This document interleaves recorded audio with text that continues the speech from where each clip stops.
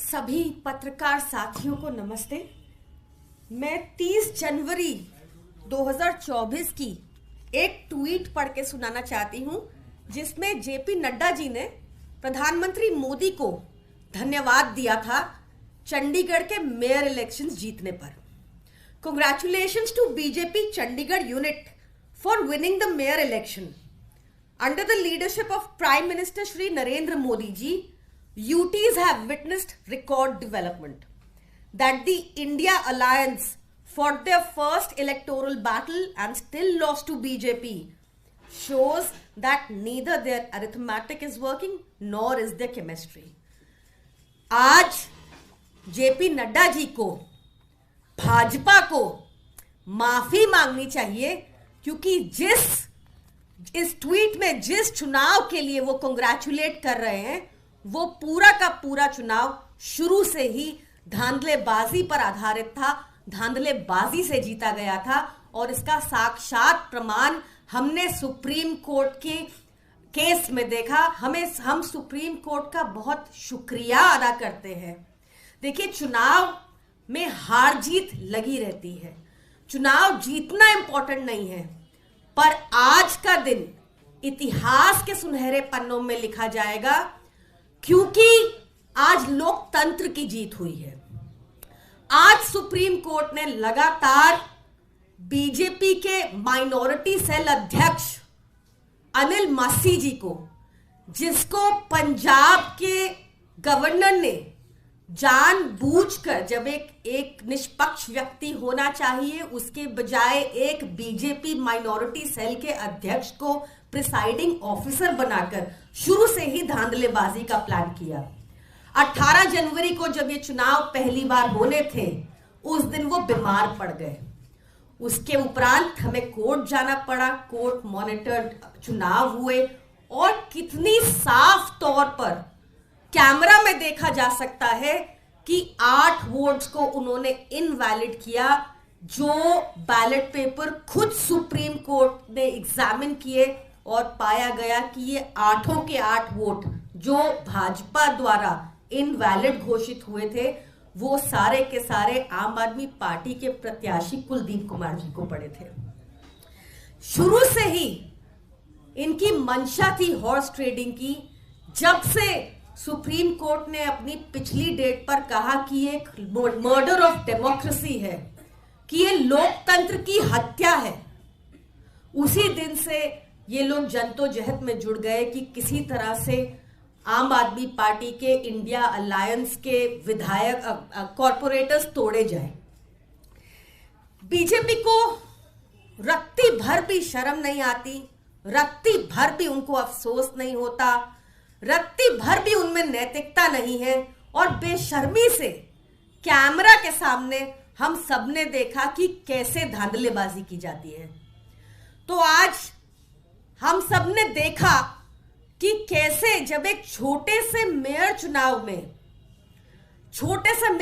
में जिसमें केवल 36 वोट थे, उसमें इस लेवल की धांधलेबाजी कर सकती है भाजपा, तो जहां पर 90 करोड़ लोग वोट देते होंगे और जहां पर कैमरे नहीं लगे हुए, वहां पर किस तरह की धांधलेबाजी कर सकती है भाजपा। भाजपा को लोग लगातार हराना चाहते हैं, ये हमने चंडीगढ़ मेयर इलेक्शंस में भी देखा। भाजपा अलोकतांत्रिक, अनैतिक तरीके निकालती है चुनाव जीतने के लिए, या तो हॉर्स ट्रेडिंग करती है या ऑपरेशन लोटस करती है, और चंडीगढ़ चुनाव तो एक साफ प्रमाण है कि वोटों की चोरी भी कर सकती है भाजपा। आज Supreme Court, we are grateful and very thankful to the Supreme Court कि उन्होंने पाया कि अनिल मासी दोषी हैं, कि उन्होंने साफ देखा कि फरवरी 19 को अनिल मासी ने जो बयान ओपन कोर्ट में दिया था कि उन्होंने डिफेस्ड बैलेट पेपर्स के ऊपर मार्किंग की थी, सुप्रीम कोर्ट ने कहा यह गलत है, कोई डिफेसमेंट नहीं हुई थी, और अनिल मासी ने अपने कार्यक्षेत्र से बाहर जाते हुए मार्किंग की थी बैलेट पेपर पर। तो बहुत जरूरी है कि ऐसी अलोकतांत्रिक पार्टी से जब उनकी चोरी पकड़ी भी गई है, अनिल मसीह भी पकड़े गए, पर उनकी इकलौते इतनी हिम्मत हो सकती है क्या कि वो 8 वोट को अपनी मर्जी से इनवैलिड घोषित कर दें?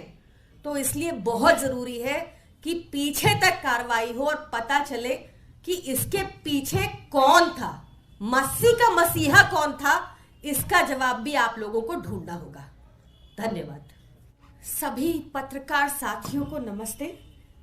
मैं 30 जनवरी 2024 की एक ट्वीट पढ़ के सुनाना चाहती हूं, जिसमें जेपी नड्डा जी ने प्रधानमंत्री मोदी को धन्यवाद दिया था चंडीगढ़ के मेयर इलेक्शंस जीतने पर।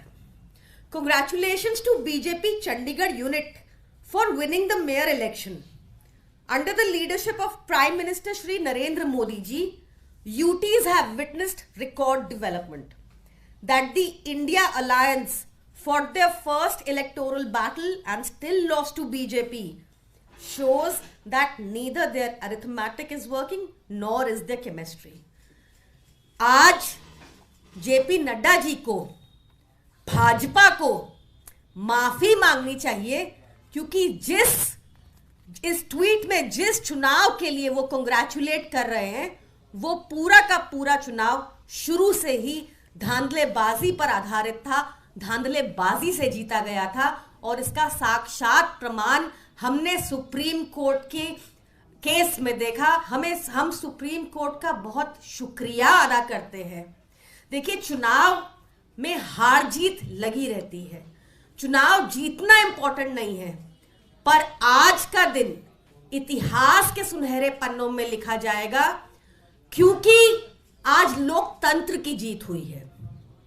आज सुप्रीम कोर्ट ने लगातार बीजेपी के माइनॉरिटी सेल अध्यक्ष अनिल मसीह जी को, जिसको पंजाब के गवर्नर ने जानबूझकर, जब एक निष्पक्ष व्यक्ति होना चाहिए, उसके बजाय एक बीजेपी माइनॉरिटी सेल के अध्यक्ष को प्रिसाइडिंग ऑफिसर बनाकर शुरू से ही धांधलेबाजी का प्लान किया।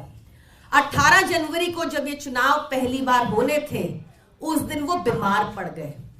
उसके उपरांत हमें कोर्ट जाना पड़ा, कोर्ट मॉनिटर्ड चुनाव हुए, और कितनी साफ तौर पर कैमरा में देखा जा सकता है कि 8 वोट्स को उन्होंने इनवैलिड किया, जो बैलेट पेपर खुद सुप्रीम कोर्ट ने एग्जामिन किए, और पाया गया कि ये 8 के 8 वोट जो भाजपा द्वारा इनवैलिड घोषित हुए थे, वो सारे के सारे आम आदमी पार्टी के प्रत्याशी कुलदीप कुमार जी को पड़े थे। शुरू से ही इनकी मंशा थी हॉर्स ट्रेडिंग की। जब से सुप्रीम कोर्ट ने अपनी पिछली डेट पर कहा कि ये एक मर्डर ऑफ डेमोक्रेसी है, कि ये लोकतंत्र की हत्या है, उसी दिन से ये लोग जद्दोजहद में जुड़ गए कि किसी तरह से आम आदमी पार्टी के इंडिया अलायंस के विधायक कॉर्पोरेटर्स तोड़े जाए। बीजेपी को रत्ती भर भी शर्म नहीं आती, रत्ती भर भी उनको अफसोस नहीं होता, रत्ती भर भी उनमें नैतिकता नहीं है, और बेशर्मी से कैमरा के सामने हम सबने देखा कि कैसे धांधलेबाजी की जाती है। तो आज हम सबने देखा कि कैसे जब एक छोटे से मेयर चुनाव में जिसमें केवल 36 वोट थे, उसमें इस लेवल की धांधलेबाजी कर सकती है भाजपा, तो जहां पर 90 करोड़ लोग वोट देते होंगे और जहां पर कैमरे नहीं लगे हुए, वहां पर किस तरह की धांधलेबाजी कर सकती है भाजपा। भाजपा को लोग लगातार हराना चाहते हैं, ये हमने चंडीगढ़ मेयर इलेक्शंस में भी देखा। भाजपा अलोकतांत्रिक, अनैतिक तरीके निकालती है चुनाव जीतने के लिए, या तो हॉर्स ट्रेडिंग करती है या ऑपरेशन लोटस करती है, और चंडीगढ़ चुनाव तो एक साफ प्रमाण है कि वोटों की चोरी भी कर सकती है भाजपा। आज Supreme Court, we are grateful and very thankful to the Supreme Court कि उन्होंने पाया कि अनिल मसीह दोषी हैं, कि उन्होंने साफ देखा कि फरवरी 19 को अनिल मसीह ने जो बयान ओपन कोर्ट में दिया था कि उन्होंने डिफेस्ड बैलेट पेपर्स के ऊपर मार्किंग की थी। सुप्रीम कोर्ट ने कहा यह गलत है, कोई डिफेसमेंट नहीं हुई थी और अनिल मस्सी ने अपने कार्यक्षेत्र से बाहर जाते हुए मार्किंग की थी बैलेट पेपर पर। तो बहुत जरूरी है कि ऐसी अलोकतांत्रिक पार्टी से जब उनकी चोरी पकड़ी भी गई है, अनिल मस्सी भी पकड़े गए, पर उनकी इकलौते इतनी हिम्मत हो सकती है क्या कि वो 8 वोट को अपनी मर्जी से इनवैलिड घोषित कर दें? तो इसलिए बहुत जरूरी है कि पीछे तक कार्रवाई हो और पता चले कि इसके पीछे कौन था, मस्सी का मसीहा कौन था। इसका जवाब भी आप लोगों को ढूंढना होगा। धन्यवाद।